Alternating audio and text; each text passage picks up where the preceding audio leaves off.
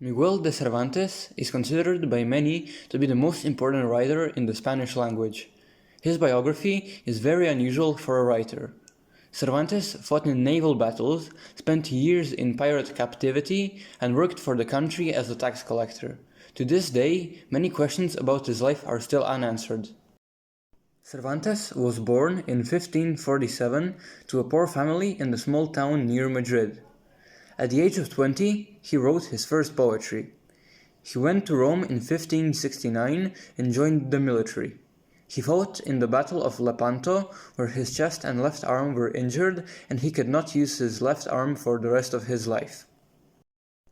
While on his trip back to Spain, his ship was raided by pirates and he was imprisoned in Algeria. His family and a religious order eventually raised enough ransom money, and Cervantes, after 5 years in captivity, finally returned to his home country.